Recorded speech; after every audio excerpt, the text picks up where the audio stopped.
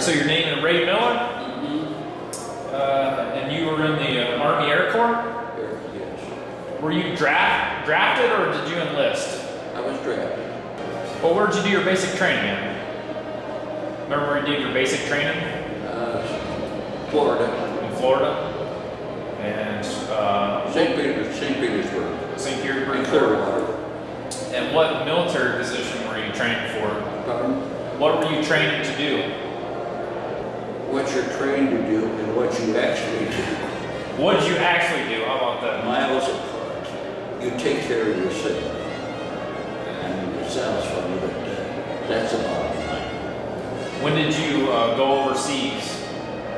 Did you serve in the European theater or Pacific. in the Pacific? And where did you start your service at in the Pacific? New Guinea. New Guinea. And what were you part of which Air Force were you part of? Remember the Air Force, the group that you're a part of, what number it was? 417th Bomb Group, 674th Bomb Squad. And what was your role? What was your position? I took care of the radios on 4 airplanes. What kind of airplanes? A-20s. A-20s? And, were they always A-20s were the radios you worked on, or did you work on different types of planes too, or just A-20s? Well, all we had was A-20s. We had one B-25. When you wanted to do pattern bombing, we had an A-25s where we could have a bombardier with us. But the rest of the time was just one pilot and 2 gunners. And after New Guinea, remember where you went after that?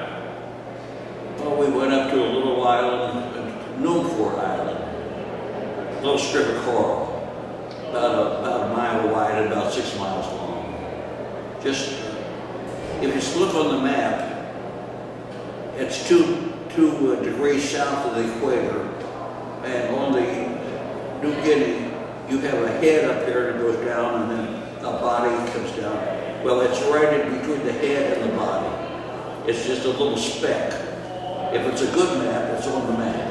If it's not a good map, it's not on there. So it was pretty hot there then? Oh, God. 2 degrees off the equator. Wow. So how was that? The living conditions were a lot of Pardon? was there a lot of mosquitoes and malaria there? Or? Surprisingly, no. Surprisingly, no. It was not so there was some, but there was not a lot. And of course we took what they call Catamaran, a pill every day. And you didn't have a choice. When you went to eat, there was somebody there handing you a pill and water, and you took it. And when did you come back to the States? Was it December the 24th. right after the war ended? Well, it'd be 45, December the 24th, at 5:30 p.m.